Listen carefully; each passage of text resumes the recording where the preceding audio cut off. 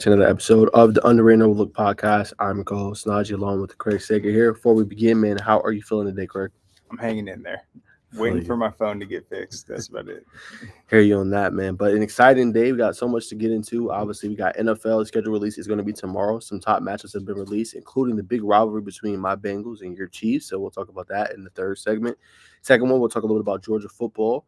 They landed a recruit this week, so we'll talk about that. The schedule release as well, and then we'll talk about Alabama and the latest transfers they got into their program. And then the first segment, we'll talk about the coaching changes and also latest on recruiting there. But where you want to start? Well, we'll talk some spring also. There's some big spring games to look forward to. And I know you've been one of the guys that's been on the scene. So you've gotten a taste of football this spring. Yes, for sure. Certainly seen some great programs, and obviously we could start there. And actually, I wanted to pose a question for you, Craig. Obviously, we're talking about coaching change. We'll talk about Winter Force here in a second. But which coach do you think is kind of poised for a breakout? Obviously, there's a bunch of good coaches. And last year, we've seen a couple of coaches break out, have really great seasons to be the first coach. Who do you think will be that this season in their new term? Ooh, in terms of first year coaches, well, I've said many times Tyler Jones with Cambridge. I think that one's almost like a no brainer. I'm interested in Harrison also, Coach Salam. I think what he did at Osborne wasn't an accident. That was incredible. Led them to their first ever playoff victory. They finished, I think, third in that region. Had big wins over Cherokee, Kennesaw Mountain. So I think they're going to be very underrated this year. 100% agree. Um, Yeah, I agree. I think the obvious one is obviously Tyler Jones, especially him coming over Cambridge. We've been talking about that so much, Greg, especially with kind of his knowledge and his kind of, how much of a guru he is and what he did for that Walton offense. We always said they never had a 5-star, 4-star type recruit, but he still was able to put them into the number one offense here in the state. So I think he'll do more of the same. Obviously, great weapons, great players. So obviously, that would be a team to watch as well. Yep, and yeah, what they did just so impressive. I'm interested in what that Cambridge offense will look like. I feel like they're going to be pretty balanced, but I expect them to come out the season, play very well early on, and then once they get in that region, I think they can make a run to maybe even the quarterfinals. I just think that he's going to get them better and better as the season goes on, and then the playbook is just going to open up.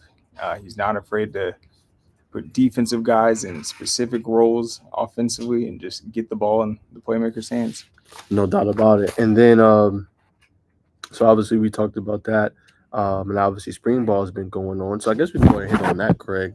It's going to be some big games, obviously this week. I know there's one tomorrow. A couple got moved up. Obviously, we can talk about Grayson baseball if you want, but their game got moved up. Their spring got moved up into Thursday because their team is going to play Friday at Coolray Field. So, what are your thoughts about that? I know you've been kind of high on Grayson, and now they're in the state championship.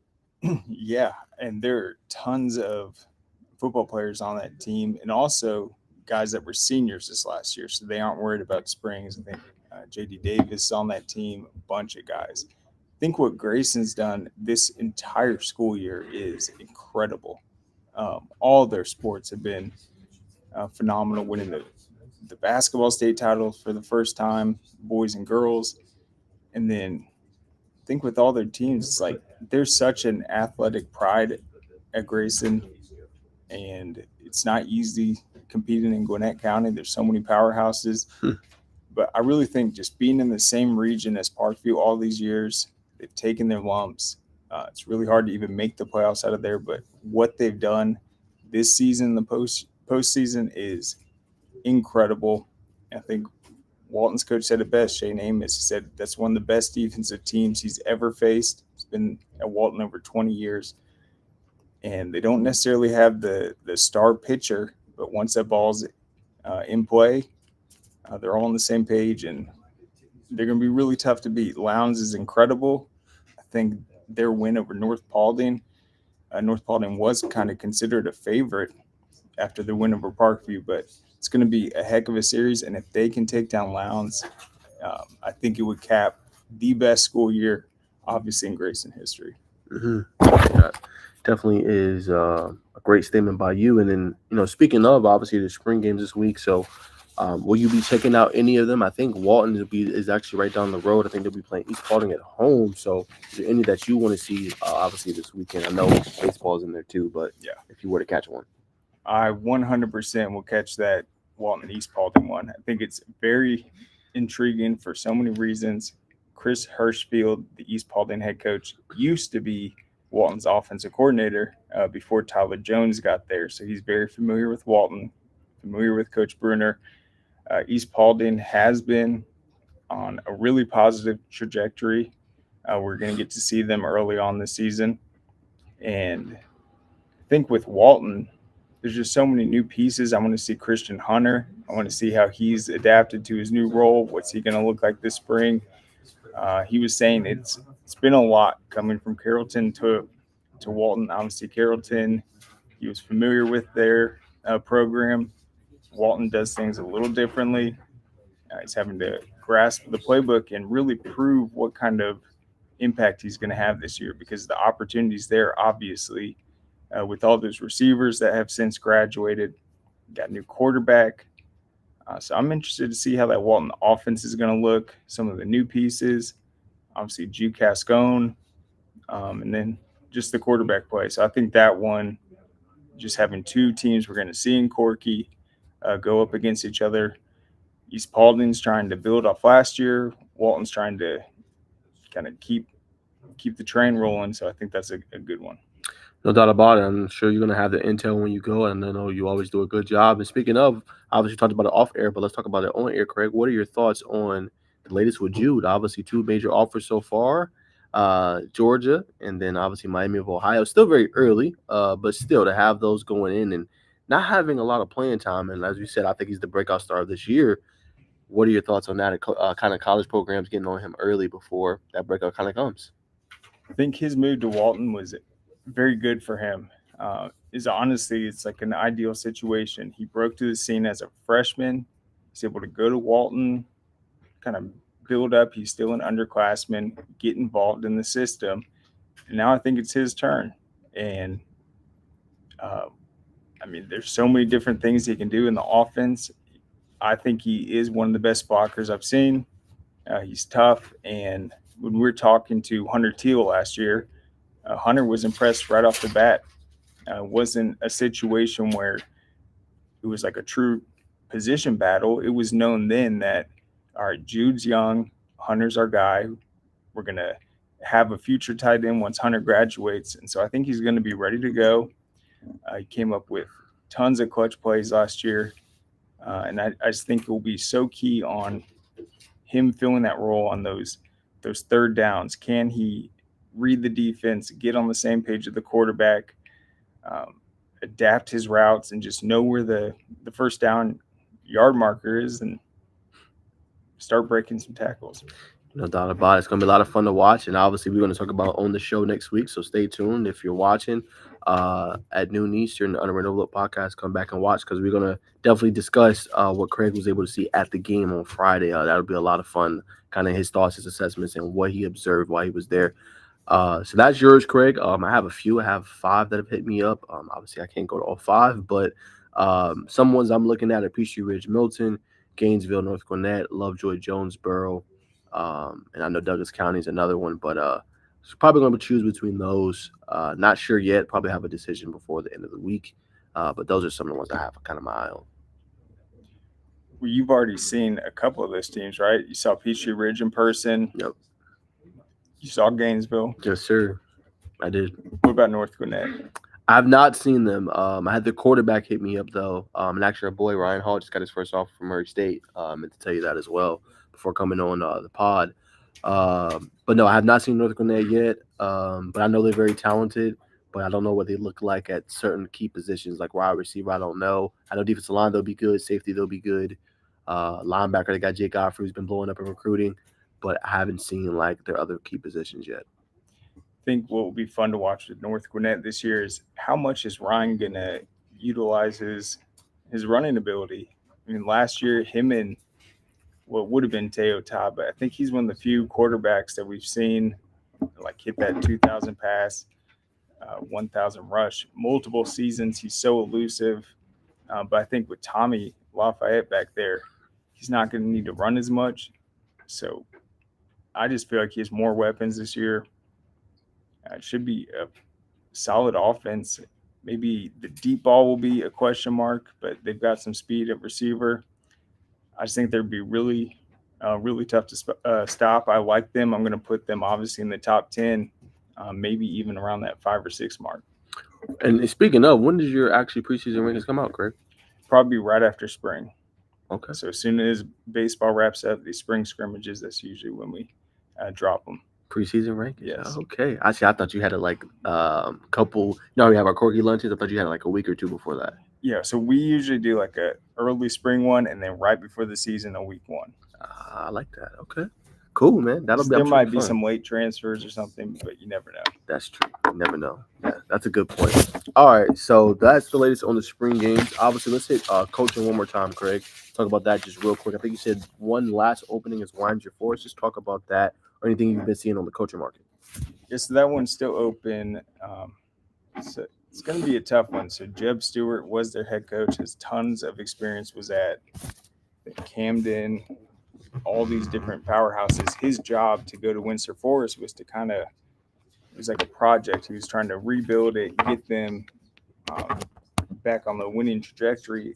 Last year they struggled though, only scored 46 points offensively. So they've had 2 pretty down years. So this would be one of those opportunities for a coach that is going to be challenged with trying to pretty much rebuild the program. So that opened up March 30th, which I always feel like if you're going to make that decision to move on, you want to do it earlier. The earlier, the better. But it is a head coaching job in Georgia. I'm sure they'll have plenty of candidates, and they're going to have to hit the ground running. Certainly, yeah. They're not going to be able to play around with that, Craig, and they're going to have to, like you said, hit it running because spring's about over. So, and then you're going to have that data period that first week of June, and then it's all hands on deck at that point. So you won't have a lot of time to install everything, and it's going to have players obviously, astute and ready to go and ready to kind of, learn a lot. Yep. So they made the playoffs 5 straight years, 2 of them with Jeb Stewart, and then last year 2-8, the year before that 1-9, going from about 20 points a game down to 4. So they're going to have to get a new staff and kind of rebuild things from the ground up.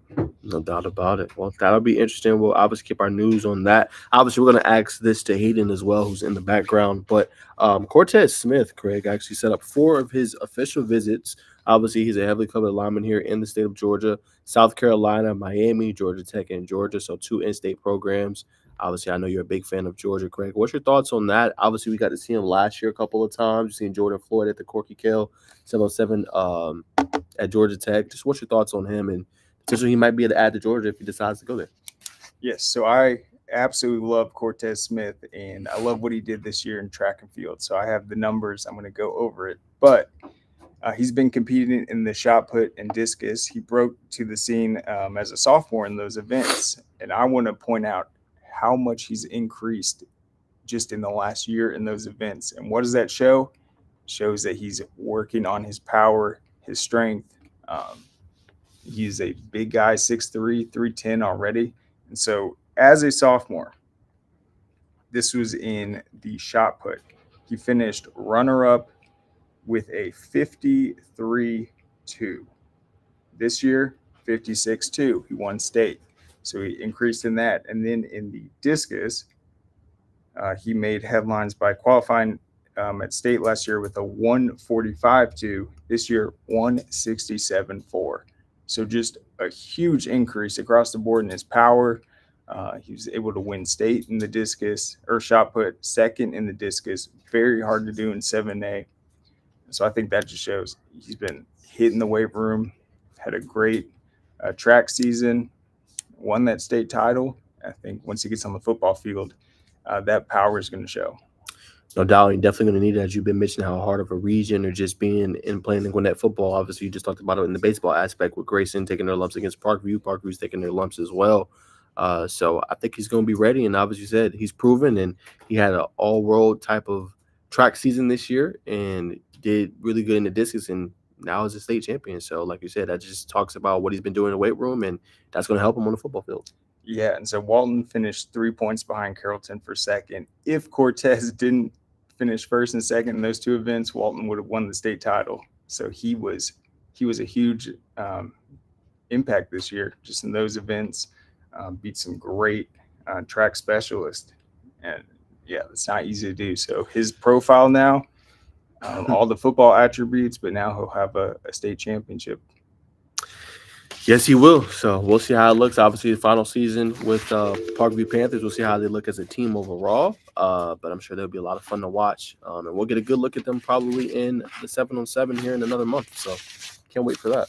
Yeah, always a solid team. I think last year with them, moving on from Colin Houck was difficult. They've always been a great rushing team. Colin brought that passing attack. They obviously had Mike Matthews also. And so I felt like they were more pass oriented than they have been. I think this year, though, with Cortez Smith up front, I think it will get back to that rushing attack. And the big loss last year that would have balanced them out was Kyer Spain. Obviously, he got hurt in that first game of the season. Traylon Maddox too. Oh, that's right. Yeah, so a lot of injuries, but yeah, like you said, they're better when they're balanced. And that goes back to your point with Cortez and being able to lead on that offensive line, and then like you said, it takes that pressure off the quarterback. You have a good to an elite running game, then you're able to, pass the ball, use play action, and take the pressure off the quarterback. Yeah, and Parkview always has the size, not just up front, but man, when we saw them face off with Kell last year, it's like they were so much bigger in the backfield at the skill positions, at secondary, the linebackers. And you've obviously covered Parkview's middle school programs. We've seen some of these underclassmen. I think they'll be just fine, but Cortez Smith up front, I think he's going to be unstoppable. I agree. Now it's going to be, as you mentioned, Craig, will the skill positions, how will that look this year? Obviously losing so much. No Jalen Crawford, right? No Mike Matthews anymore. But they got some young guns that's going to come up the fray, as we mentioned. But will they be ready is the key kind of question. Yep, they were riding high after that initial win, but yeah, injuries definitely really hurt them, probably more than a lot of schools in 7A. No doubt. Well, Craig, before we transition, you usually like to ask me, pretty good questions before we move to our next segment, bring Hayden on. Is anything you wanted to ask or get any intel on or ask me about from this past week? Yeah, so you were at Grayson. We were talking about where is Grayson going to open up the season in terms of the rankings. I think we both agree top 3. Yes. They earned it, making that semifinal run last year. I think quarterback might be a question mark, but I think with Grayson, it's like they have one of the better receiving cores they've had. They had Jonathan Stafford. He's so underrated. I think he has an opportunity to go for 1,000 yards this year. But in terms of defense, who in the secondary? Because we know Grayson's good up front. We know their linebackers probably the best in the state. But who do you like in that secondary? They are loaded, Craig. They're loaded. Okay, so I give you multiple guys, some guys that people don't even know about, and you're gonna be like, "Dang, Naj was right." Riley Drew, he's gonna probably start alongside Jalen Bell. Jalen Bell has talked very highly of him. A young guy, seen him last year when I went to the Parkview game when they played Grayson. Fortunately, he was hurt, but kid has great size. He's developing into his own.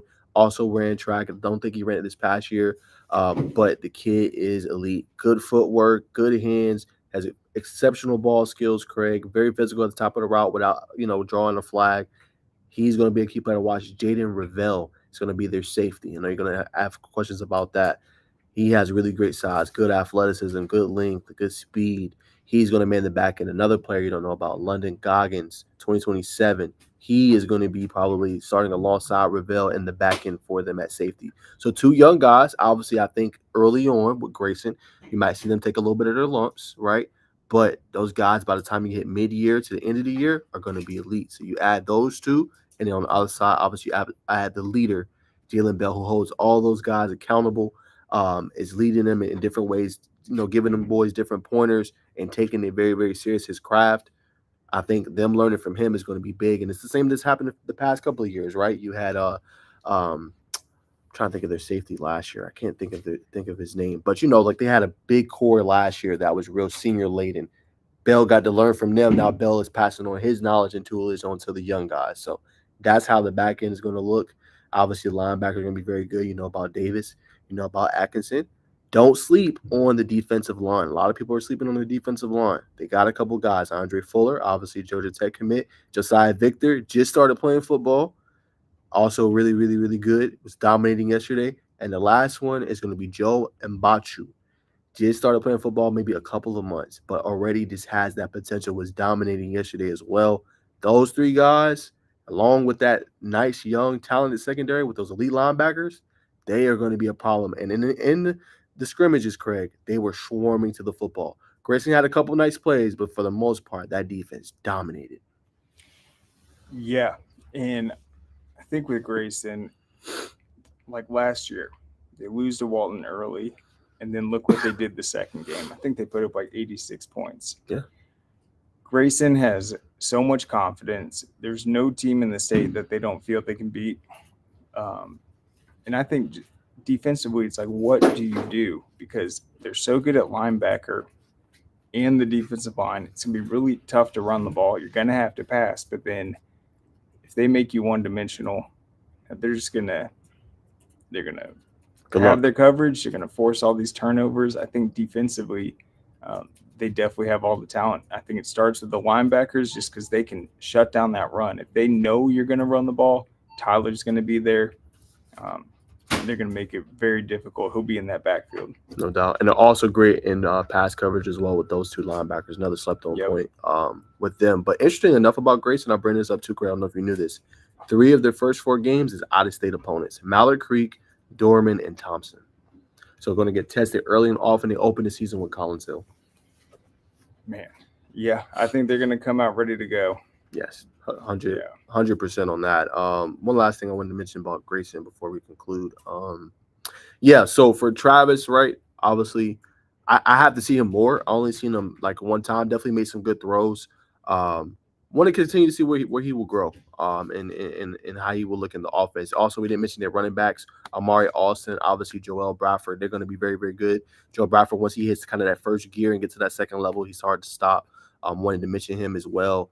Tight end looks like it might be Ethan Contreras for them potentially there. And then obviously said a couple of names we didn't mention. Obviously talked about Jonathan Stafford, but also Alexander Sanchez, deep ball threat, 6'2", physical, big body type receiver. Not just a goal ball guy, but also can get in there, block, does the dirty work for them.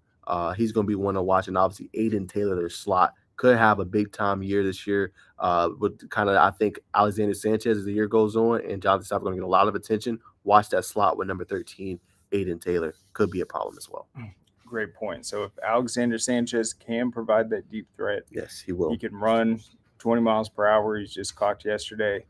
Stafford, he's so good over the middle, the intermediates, and then if you press them deep, and then you can hit the screens, it is going to be very dangerous, and they'll break some tackles, be off to the races. No doubt. Yeah, Grayson, very scary team. Yes. And then there was, before we transition, is there any school that I went to that you wanted to ask about? What's your sense of Gainesville? Good question. I think it would be a good team, right? Obviously, they're one of my contenders in 5A. Obviously, I can't wait to see what you have when you look at their poll, Craig. Right there, I think, with Milton. The question will be, I think, how they're gonna how it's all gonna come together, right? Got a couple guys coming in, right? Tamar Malone, who I mentioned. Obviously got Mikel Steffen. You got the guy Shane King, right? Jeremiah Ware. Good receiving room, but how does that all kind of fit in together? I feel like defensively with Julius Columbus, Xavier Griffin, they're going to be very good. Cornerbacks, secondary will be good. But how does that all mesh? That's my biggest concern. Not necessarily the talent, but how does Mikel Steffen stepping into a new role, Jamar Malone stepping into a new role, Shane King stepping into a new role, Jeremiah Ware stepping into a new role? How does that all mesh together? Will they have early season struggles with that tough schedule that they got? Or will that be able to kind of culminate together? I think that's my biggest question. Certainly. And then last question with Douglas County, it's hard to believe, but people are going to look at that Cedar Grove matchup and just how good Douglas County is. And they're going to see Douglas County as a big time favorite this year. What's your sense of that? Like, how important is that Cedar Grove game for them to come out? And do you consider them a heavy favorite in it. Yeah, I would go. I don't want to be disrespectful. I want to be very, very respectful when I say this. I put them as a 2 touchdown, maybe 3 touchdown favorite. And the only reason I do, and there's no disrespect to Cedar Grove. Cedar Grove is losing basically everybody. I don't know if you know Craig. Bo Walker's not going to be there. Yep. He's gone. We'll see what happens with Devin, obviously, but you lose Bo Walker, you lose your head coach, and you lose EJ Colson as well. And a lot of pieces defensively that are now in new spots. I'm not saying the new coach in there ain't gonna do a good job, but I don't know. That's hard to come back from. I'm not saying they're gonna have a terrible season. That's not what I'm saying. But I would go early on right now. Ask me, Craig. Douglas County about 2 touchdowns until I can see what Cedar Grove has and what they're able to do. But yes, heavy favorites: DJ Bordeaux, Aaron Gregory, James Johnson, a loaded defense we talking about off air. I would go 2 touchdowns. Yeah, and then in terms of DeKalb, Cedar Grove, I'm never going to count them out, but I think just after having them on your show, I think Columbia might be that team in DeKalb County this year. No, I mean 100% agree. I think that's a team that slept on. A lot of people don't talk about them a lot, and as Coach kind of mentioned on the show, and they have a very talented team, and I agree. I think they're going to be the team to beat in DeKalb. I think Cedar Grove kind of takes that step back as the coach try to figure everything out and kind of rebuild the program. Not saying they're going to be a rebuilding team. I just don't think they're going to have that same type of season that they're used to competing for state championships. I think it's going to be a little bit of a kind of fall back. No disrespect. I say that respectfully. But yes, Columbia and that quarterback Carson Graves you're talking about, I want to see what he looks like. So if you're down to come with me, you definitely can come, Craig. But I'm definitely going to try to check out some campuses during the summer and summer ball just to see what they got. And that is one, as I told him on the show, I have scheduled on my list. Yeah, and what did he say when he was asked about the goals this season? State championship. That's it. I mean, you're going to hear that from a lot of coaches. Yep. State championship or bust. Exactly. 2 years ago, they lost to North Cobb Christian, I think, in the playoffs. Last year, they made another deep run. Lost to Cook. Yeah, they have a very challenging schedule, but I think they might be the team in DeKalb this year. Hey, you heard it here. This is why you come to Underrated and Overlooked. Yeah. Bold take from Craig. The team to beat. And last thing, I was talking about Cambridge. Actually, let's go 4A real quick. This is not on our list, but I want to get your thoughts, Craig. Who is the team to beat in 4A? Your eyes. I know I'm kind of getting. Oh my God, there's so many new ones. I think you got BT in there now. I know you're very high on New Hampstead and Rashawn Truell. You got Perry Benedictine. I wanted to see what you thought.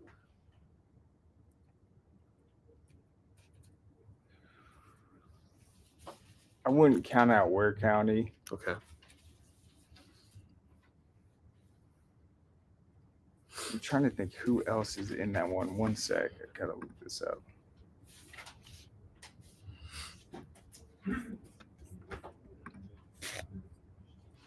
All right.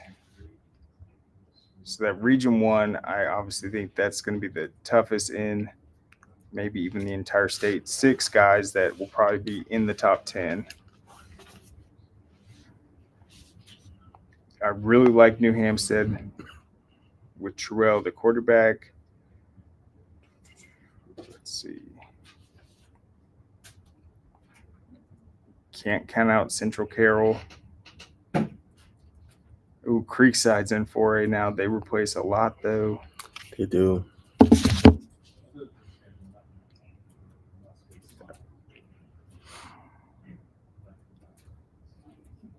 Man, it's Cass is in there. It's loaded, huh? And then in Region 8. Oh, North Oconee. Yeah. We need to get a game of them. Yeah. Like we talk about them, I feel like all the time on the show. Your show, my show, this show. Obviously, you always have their coach on. We need to get a game with them. And obviously, we had the basketball. Their program did good this year. The basketball program did really good. So I think we should get one of their games, whether they get against whoever they play. Like that would be dope. Yeah, North Oconee is just rock solid, man. Yes, they are. I got David Pollock on that staff too. Yeah, so they are loaded. But guys, we appreciate you tuning into this segment, man. I feel like our guy in the background back there, Hayden, is itching a little bit to come on, man, talk Georgia football, man. So see the laugh right there, man. Don't be giving no face, Alabama fan Max. Don't be doing that. We're gonna bring you on too. We seen the face. We seen the face, man. Don't be making no faces. We gonna get you on too. But yeah, man, we're gonna go ahead and bring them on. Yeah, we got to ask Max when he come on. What's up with that face, man? Whoa. All right, what's going?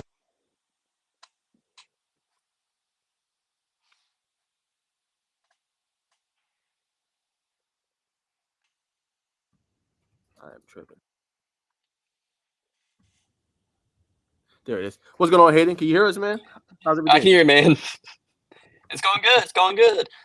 Making fun of Well, Max over there. How dare you? I had to, man. As soon as we was talking about Hayden in Georgia, he started looking at me, giving me a face, man. So I had to give him some grief, man. But yeah, man. Exciting times for Georgia, right? We really want to get your reaction. Obviously, you're great with the recruiting stuff too. Hayden do a really good job, far as but you wrote a really good story on it on Thomas Blackshear.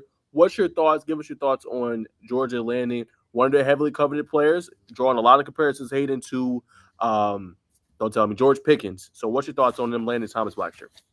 I think it's a, I think it's a great and a highly needed addition. He's the first wide receiver to commit in this class. 4-star guy. Real.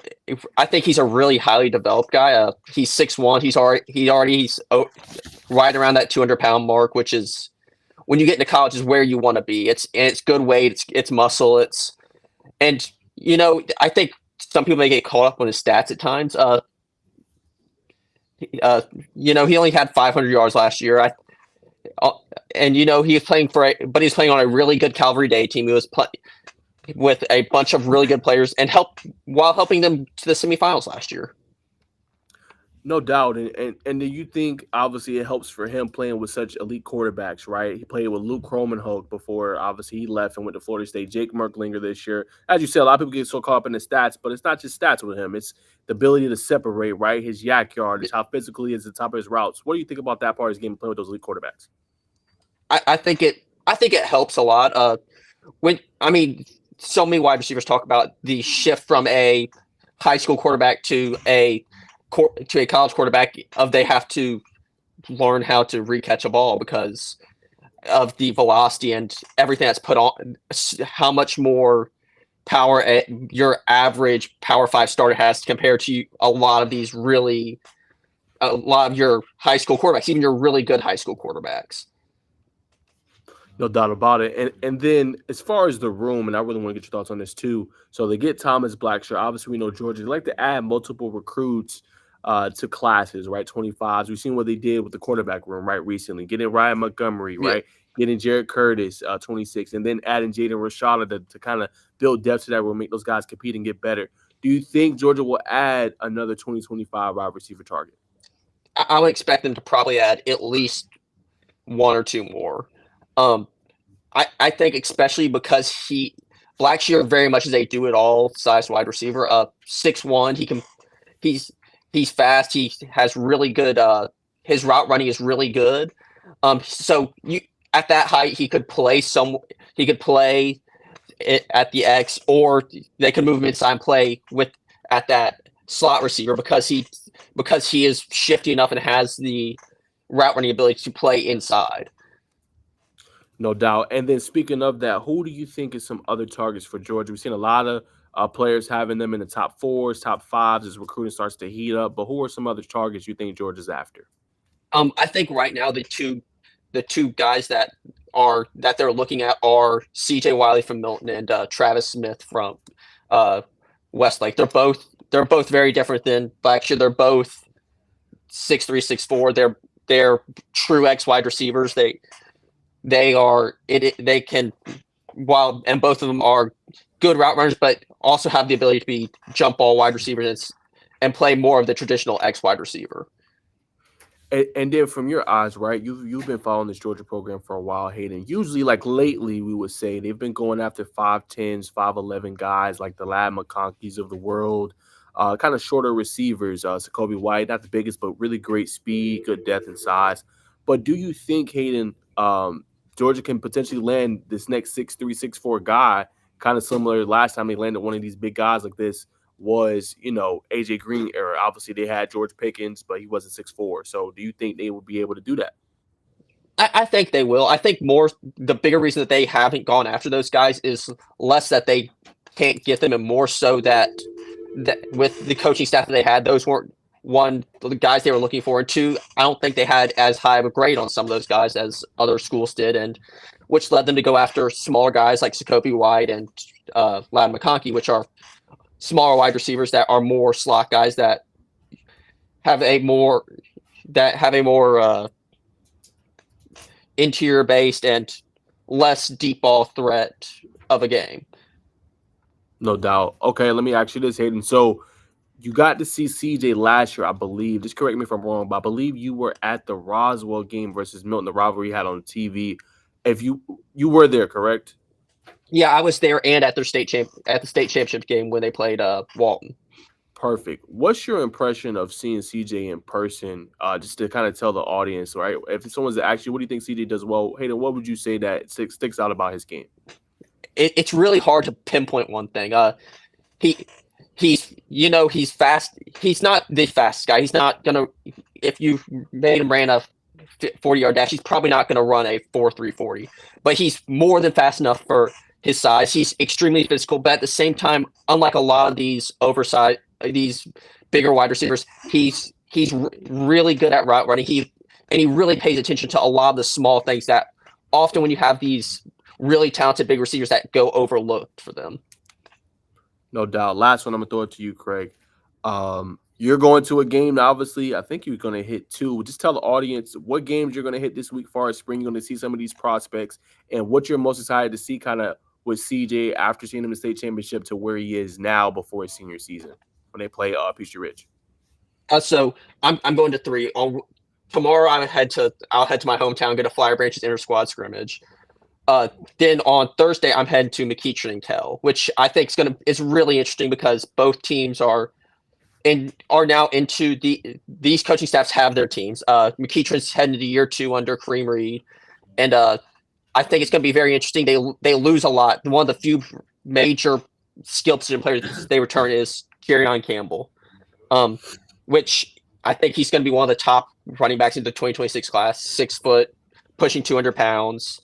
And I think that McEachern's offensive line is going to be really good. But I'm really interested to see what they do, how their next quarterback there's in this season, and how that wide receiver room is going to look playing against a really good secondary in Kell. And then Kell is the most interesting part for me is who's going to replace Bryce Clavin, was a multi-year starter, D1 guy, probably going to be a top 20 pick in this coming MLB draft. And then and the last one was Ridge. I'm sorry. Last one was Ridge and Milton. Peachtree Ridge and Milton. I think it's gonna be very interesting. The biggest thing is Milton's wide receivers and tight ends versus Peachtree Ridge's defensive backs. You have probably the best receiving room in the state when you factor in Ryan G. CJ Wiley, and all those guys against what Peachtree Ridge is claiming is going to be one of the best defensive backs groups in the state. I mean, it's going to be either way, Peachtree Ridge can at least slow down Milton's passing attack. It's going to be a very good sign moving forward because that they're probably not going to see another receiving room that good, even though that they're playing a 5A school and they're a 6A school, and vice versa. If Milton can score on Peachtree Ridge, I think it's a sign that no one's going to be able to stop that receiving core. I'm going to throw it to you, obviously, Craig. I just wanted to tell you some players you can watch for too, Hayden. You can notate for Kell that what I've been hearing from my sources. Braden Rouse been blowing up in recruiting that wide receiver. I know you'll be checking out their room. Just picked up 2 major D1 offers. Jalen Williams, another defensive back I've been hearing. He's been blowing up also in recruiting. Tyree Green's another one, the running back / safety as well. And then I'm hearing, I think Landon Garrettson is going to be their quarterback. So just wanted to inform you that when you go see the game. Those are the names I've been hearing buzzing. I'll throw to you, Craig. Yes. So back to Thomas Blackshear. I just saw his brother Travis just signed with the Buffalo Bills in the secondary. So that's huge for him. Solid family. I think this year is important, though, for him. Benedictine to Calvary Day. I think he'll play a bigger role this year. Only played in 8 games last year, still made an impact. But I think this will be a good opportunity for him now that he's committed. just to get ready for campus. In terms of Milton, I think last year that was just like the most college-ready receiving core I've seen, because CJ's out there, and anytime they would need that big play, it's like his number wasn't called all the time throughout the game, but when it was, he's right there when it needs to be. He can get open, and it was just big catch after big catch throughout the season. He can get behind the safety. He's not going to try to improvise the route. He's going to be on the same page, which that's a difficult thing to do. It's easy to kind of break off your route early, try to get more open, but then the timing's off. So I think he's just, with CJ, I think he's one of the most college-ready receivers we have. Yeah, I'm excited to see CJ without DeBron Gatling. Because last year they're both kind of, especially in a high school role, kind of are both those X wide receivers, and they really kind of split that role. Even though they were both on the field, you got to see Gatling got his, and so did CJ. But I'm really excited to see, now that Gatling's gone, him be the one X wide receiver on that team. Yep, I think it's just the route running for him. It wasn't like a guy like Dylan Williams where we see him just making all these ridiculous catches. He's just so good at getting open, reading the defense, and just being in the right spot. I think he's the real deal. He makes it look easy. He really is. What do you think about his overall speed, though? I mean, is that something that you think he has that elite ability at, or? I mean, I think he's a 4.5 guy. I don't think he's going to be a 4.4 guy, but at the same time, that's not, you don't have to have that when you're that big. I mean, that 4.5 is more than good enough to play even at the NFL level when you're 6'4", 200 plus pounds as a wide receiver. I think at the high school level, he's definitely going to be one of those guys that can break away and score touchdowns on almost any cornerback, because that's elite speed at the high school and even at the college level. Yeah, I guess that is an important thing to point out. He going up against the secondaries he's going up against at high school, I know for a fact he goes out there. He knows he can get open. He knows he can win that matchup. Obviously, in college, it's going to be a little different. He'll be going up against some elite guys, but I don't think there's anyone that's going to be able to cover him one-on-one this year. I really don't either. And especially in 5A, most of the really high-end defensive backs this coming year are at that 6A level. So it's going to be really interesting, because he's by far the best receiver in 5A. Yeah, no, 100%. What do you think about his quarterback, Luke Nickel, though? In terms of going into his senior year, he knows he has CJ out there, but how big of a year do you think he'll have? I think it'll be equal. I think it'll probably be equal to or better than last year. I mean, maybe not stats wise, just because it took half a season for that run game to really get going last year. It took till probably week 5 or 6 for those two running backs to really find their own. But I think he may have fewer yards and more touchdowns, just because teams now have to truly look at that run game as a real threat, because last year going into the season, it was a real question mark. They struggled early on against teams like whoever the team they played down in Florida and Collins Hill, where they really struggled to run the ball, which hurt the passing game, where now they have to respect the run game. So I think Luke Nickel and that receiving core are going to have more time, more opportunities to be wide open and for big plays down the field. And then with Georgia, I feel like it's not the easiest place to go there and be a receiver. I mean, even guys like AJ Green, he could have thrived anywhere. He goes to UGA, maybe doesn't get as many throws as he could have at another college. Do you feel like Georgia is a good fit for CJ, though? I feel like it is. One, that you look at the receiving core, if they can have a really good jump ball wide receiver and a wide receiver that can go in the red zone, if CJ can be that guy, he can go and at the very least be a guy that's getting 400 or 500 yards a season there and catching 7-8 touchdowns, because every time Georgia's had one, Jake Fromm when they were there, they love to use big wide receivers. This year, Colby Young, the Miami transfer at 6'5" or so, 200 pounds. Throughout the spring game and throughout all spring, it was Georgia's going to love to use them. They run plays for him all spring. They ran plays for him in the spring game. We're going to let him play in the red zone. We're going to let him just go up and get balls because that no one's going to be able to stop him just because he's so big and so talented.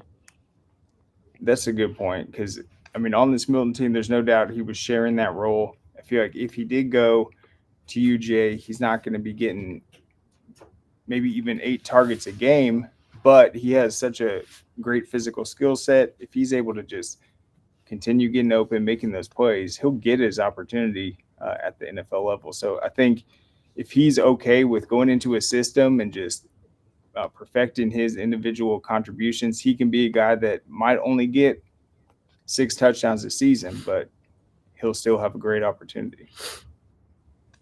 Yeah. But yeah, it is not easy to be a receiver at Georgia. No, and Georgia, unlike a lot of schools, does not. They have the same philosophy with running backs, quarterbacks, tight ends. They're not good. They're almost never going to rely on that one guy. They're gonna play 7, 8 wide receivers. They're gonna play 3, 4 running backs or 3 and 4 tight ends because I think it's a no. If anyone gets hurt, no one is so important that it's going to ruin our season. 100% agree. Can't wait. Obviously, it's going to heat up for Georgia. I think I just seen a ranking release that had them, I think, top 7, I believe, in the recruiting rankings for this 2025 class, about on 3. So obviously, it would be interesting to watch. A lot of guys are very high on Georgia, and obviously, we're going to see a lot with spring ball kind of wrapping up here, and obviously, you'll have that dead period where it won't be too much, and then it'll heat up again. So that will be a lot of fun. But obviously, we got to talk about Georgia football. They're going to kick off the season against Clemson August 31st, but at noon, which is a surprise. I thought that would have been a primetime game potentially, Hayden. But what's your thoughts on the schedule? What's your thoughts on them playing them maybe so early rather than a primetime game? I think the schedule is going to be really hard and a lot of fun. It's a little odd that it's a primetime game or not a primetime game. It's at that 12 o'clock slot. But at the same time, week 1 this year is loaded. Notre Dame plays A&M. There's a handful of other major games. So it's hard to find time for a game. It's going to be on it's going to be on ABC, I believe. So it's one of those things of it's at a major time slots. It's not one of these weird 5 o'clock or 1 o'clock games. It's right. It is one of the primetime slots. And I think a few years ago, this would have been a primetime game as the last Georgia Clemson game is. But I think with so many question marks around Clemson, that may have caused this game to be played at 12 o'clock instead of, say, 7:30 or so. That's a good point. And obviously, we've been talking about the team so much. So, I want to ask you this, Hayden. Obviously, not talking about Georgia, but what are you kind of most excited to see this college football season as we start to hit summer and summer camps and before we hit fall camp and it gets really, really, we hit the meat of the season and kickoff starts to kind of happen. What are you most excited to see? I'm just excited to see. One thing I'm really excited to see is there is so much turnover in college football over the past year. There's been so many coaches that have Nick Saban retired, Kalen DeBoer went to Alabama. If you go to smaller schools, Del McGee's at Georgia State. I'm really excited to see him take over there and really get that chance that he's been waiting for so long. And there's been so much turnover, and I'm not the biggest fan of the transfer portal, but the one thing it does do is it makes everything extremely interesting going into this season. Do you think I've seen a quote? I'll throw it back to Craig. I've seen a coach say that he thinks it's going to be a potential split between Power 4 and Group 5. Do you agree with that? Do you think that is kind of down the pike? What's your thoughts on that? I don't know that. I mean, that's something that's been thrown around for a long time. I think right now the problem is there really is a split in that Power 4. There is the Big Ten, SEC, then there's the ACC and Big 12, which while the SEC and Big Ten are very stable and can basically control college football, the ACC and Big 12 are much more they're much more unstable, and there's lots of questions, especially around the ACC going forward. So it's really hard to say what the future of college football holds. That's all I got. Have fun at those spring games, and try to get some of those guys to go to Georgia. I'll do everything I can. No doubt. Thanks, Hayden, for coming on, man, and appreciate giving a little intel about Georgia. Obviously, we'll have the latest on that, any breaking updates as well, and talk about on the show, man. But appreciate all you do, and thanks for coming on. Thank you, guys. All right, guys. There goes Hayden. Appreciate the updates around the Georgia program. That's what we got there, obviously. And what do you think, Craig, real quick, about obviously the game being that new before we bring Max on? Which one? The Georgia Clemson. Ooh. Yeah, I thought I couldn't believe that Clemson really hasn't taken advantage of the transfer portal. That stat blew my mind. Be a tough matchup. I think Georgia will be ready to go. The earlier, the better. Plain and simple, just like that. Okay. Yeah, it'll be interesting. Obviously, we got schedule release. We'll talk about the NFL part here in just a sec. But, yep, that's the latest. I guess while we're waiting for Max, we talk about Cormani McClain. He's being crystal ball, Craig, to Florida. What's your thoughts on that? It's tough that it hasn't worked out for him. I think he's going to be excited to be back at Florida, but we'll see. Until he's out there doing his thing again, I'm not exactly sold he's going to rise back to that level. So you got to see it before you kind of interesting. I think Florida's a good fit for him. I think they're going to give him the coaching he needs. I think it's obviously a lot of pundits have said they think it's a make or break year for head coach Billy Napier, which I think is a pretty good head coach for them. For Florida, they got to beat their rivals, right? That starts with Georgia. That starts with obviously Florida State, and they got to get back to that Florida football, running the football. Obviously leaning on the quarterback to be able to make those downfield throws. They got to just have a better season. They can get to 8-9 wins. That'd be a good year for them. But definitely add something else. But I agree with you, Craig. I mean, obviously, so much going on with them. Hard to believe it until you see him get back to that level. Yeah. SEC is going to be tough. Trying to beat Georgia is going to be tough. But I don't think this is going to be his final year there. But they've got to – they got to take a step forward, though. Exactly. Yeah, they got to take a step forward. And I think they can. Coach Napier's a great coach. So now it's just putting it together. They've been recruiting really well, obviously. And I'm hearing their buzz that that player that had on Thursday for Columbia, Jaden Barnes, I'm hearing that he could potentially start. Interesting. Yes. But, yeah, I mean, you look at Alabama and Georgia, what they did in even the NFL draft this last year. Florida's not developing and cranking it out like that. No, and they used to at a high level. So got to get back to that, and obviously it starts to win more games. But we'll leave that there. We'll bring on our next guest, Max, and talk a little bit about Alabama football. All right, there he is. What's going on, Max? How we doing, guys? Good to see y'all. Doing good, man. So what's going on with Bama, man? Tell us the latest. Well, the latest, they just got 2 transfers this week. They got Geno Vandermark from Michigan State and King Mack from Penn State. Now, we'll start with Geno. Geno played 18 games at Michigan State, had 8 starts. Last season, he was in 8 games, played a total of 284 snaps. It's just another guy to build on that offensive line. You have the starters in Tyler Booker and Jaden Roberts. And then from there, it goes Casey Poe and Olas Allen. And so it's just adding depth and just making sure everyone's ready to go for the season to start. Just make sure we have enough guys in place just in case something unforeseen happens. What's interesting is last week, Max, we talked about obviously that DB room, 2 guys going out. Now you bring the guy in. What do you think that Penn State defensive back can kind of add to that room? Obviously, you talked about the depth and feeling good about the room, but Alabama chose him, as we mentioned last week, Max. They only had a couple spots available, maybe 1, maybe 2 spots left in that DB room. Why do you think they potentially chose him to come in there and be that kind of key figure for them? I just think he's a guy with a lot of potential, and you look at him in 24/7 Sports had him rated as a 4-star transfer coming out of Penn State. He played a lot of special teams last season, but he was a number 4 safety in the portal as well.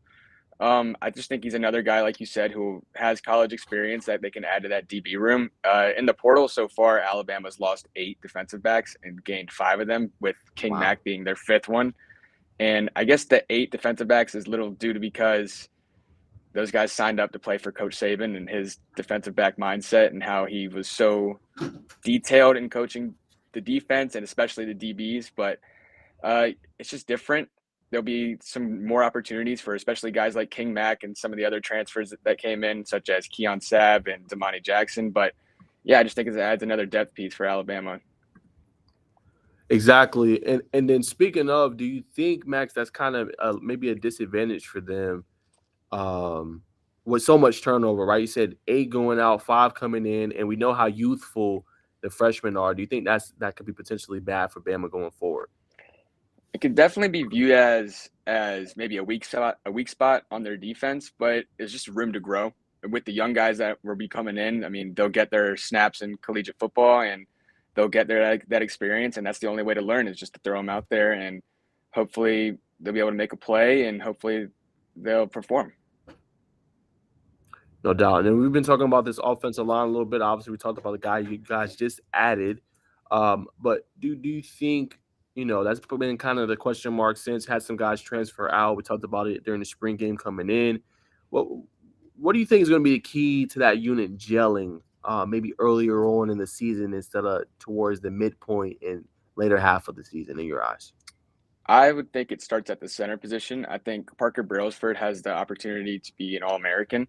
I believe that interior offensive line for Alabama is one of the best in the country, especially when you add Tyler Booker and Jaden Roberts to that mix, who were both very impressive last season. It's just a matter of keeping the edges set, and if it's going to be Proctor out there, if it's going to be Miles McVay or Elijah Pritchett or one of those guys who are going to be on that right tackle spot. It's just a matter of keeping them all together and keeping them in sync. And Max, you have Chris Kapolovic, your offensive line coach, coming from Michigan State. So, I mean, how key do you think that is, where you guys might have been a guy short, but now him being able to bring a guy that he's comfortable with? You mentioned all those starts and snaps he's had. So, I mean, how big of an impact do you think he'll be able to have? I think it'll be big. I just think it'd be another guy in terms of coaching standpoint, it'll be big just to have another guy another coach in someone's ear, just kind of giving them the ins and outs of the position. But in terms of Gino coming in, I think he'll make a good impact. I don't think they would have brought him in unless he wouldn't not have added to the depth and had a plan for him in place at some point. So I just think it'll be a good spot for him, and just a matter of who will end up getting on that starting offensive line. That's right. But yeah, I think that's interesting, just him kind of reuniting with his coach at Alabama. Mm-hmm. That's like a transfer and a half. I mean, that's valuable because not Right, only you're getting the continuity transfer, there. but exactly, he's coming in with the coach. Mm-hmm.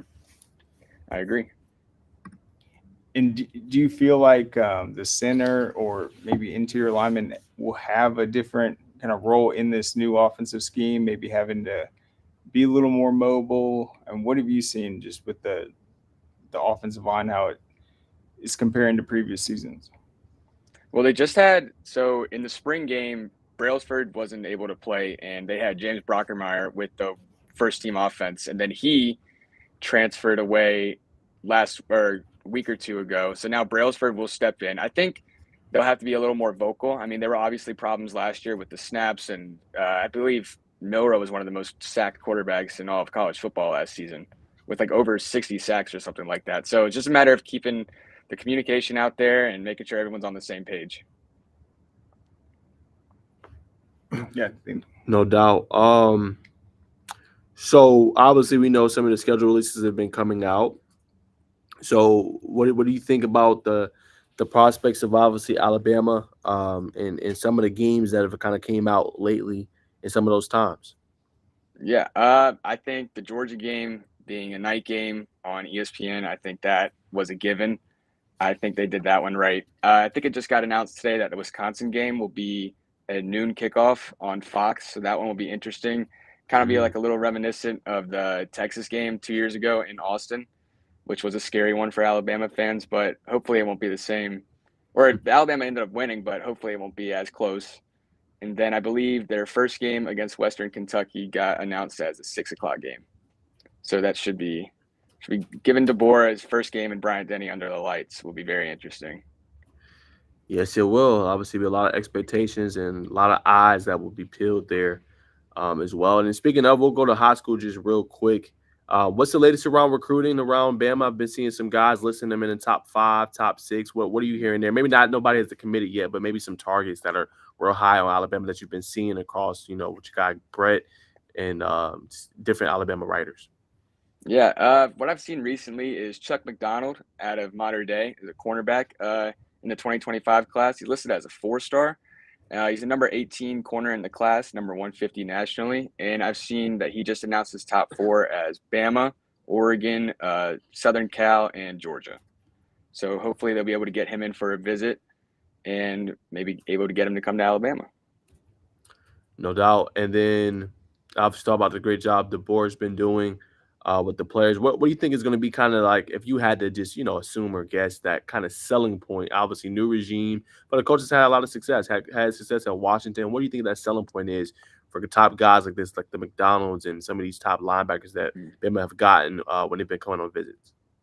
I think it's just what you said. I think there's 2 points you can go from. I think it's where DeBoer can sell himself as a coach, and I think you can sell the program as being the standard of college football and what it's been for the past decade. I think you sell it to that as the players, as this is where you go if you want to win.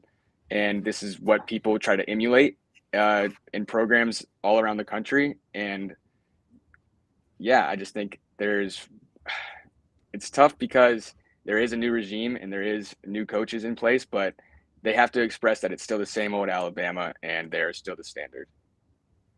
No doubt. And then we asked, obviously, Hayden about what his plans were. He's going to hit 3 spring games, obviously, in the next 3 days. So what's kind of your plans, Max? Do you have any that you're trying to attend? Any schools or games you want to kind of get out to? I know we talked to Craig is going to go to Walton and East Paulding, a really good one. But what's your plans there? Just kind of looking around, still seeing which games when are they going on. But Najee, I think we were going to Alatoona this week. Go look at their practice. Supposed to. Yeah, on Thursday, I believe. Excuse me. I gotta talk with you about that one because I've been kind of debating either Alatoona us going together or maybe Cambridge, maybe putting you on with that program with head coach Tyler Jones, maybe after. But yeah, obviously we'll discuss it off air a little bit, see which one we're gonna go to. But yeah, it's definitely one of those two. I think we should go to. Far as a game, so since you're still figuring out your schedule, from some of the games you've seen, what would be one if you had to pick and you had to go on Friday night that you would want to go to if you were able to go? Hayden was just talking about it. I forget the exact 2 teams. It was Milton. It was Peachtree Ridge.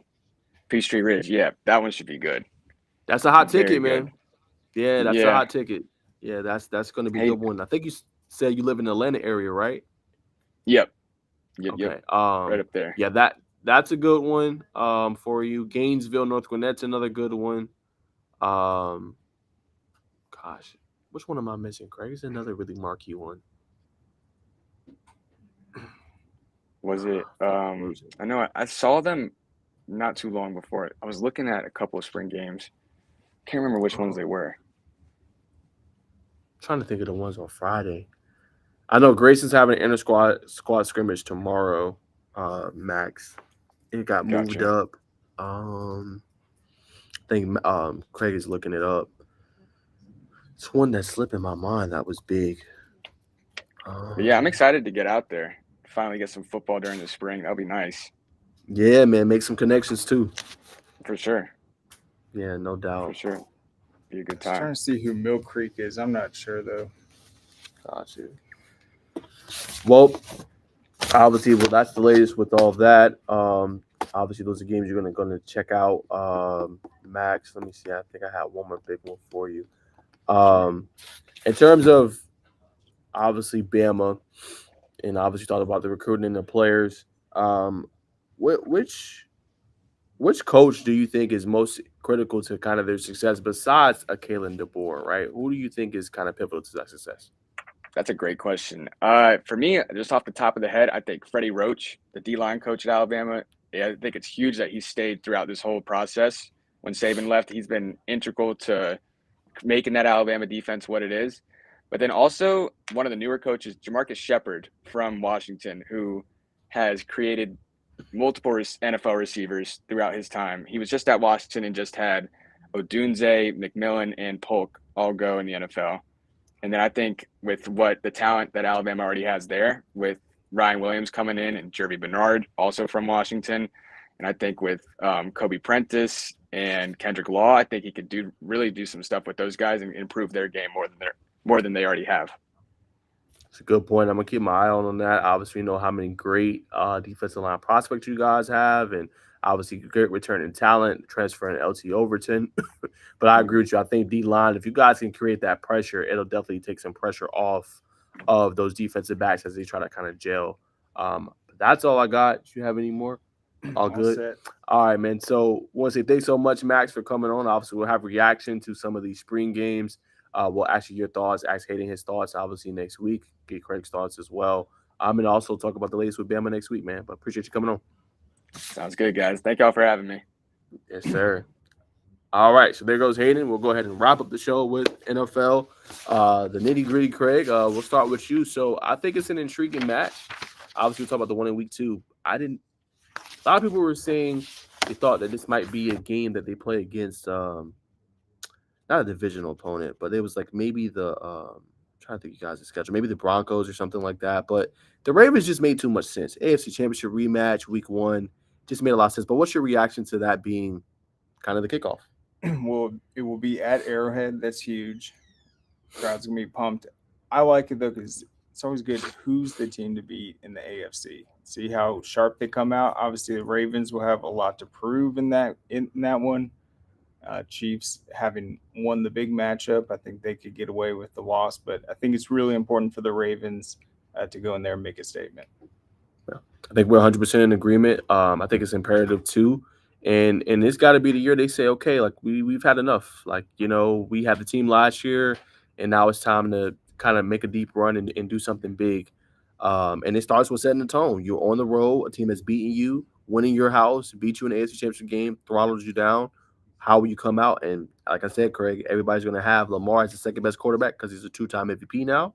So now it's time to prove it. Obviously, he's shown in the regular season, but what can you do, Craig, in those moments when the playoff time comes? I think that's really when the Ravens are going to be tested, I think.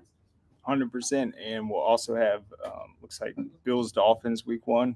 So it's another good one for the AFC. What you think about that one? I think it's huge.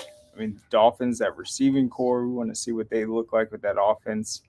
Absolutely loaded. The Bills, see what Josh Allen can do. No doubt. And then obviously the big one, we'll react to a couple more before we go off air for today. Chiefs Bengals week 2. I'll start this one. I think the NFL knew what they were doing. They were kind of like, well, we don't want Joe Burrow potentially hurt. So I think that's why they put it week 2. I would have preferred it to be later in the season because there's more stakes on the line, I think. But I think that's what the NFL said. Like, hey, we did this last year.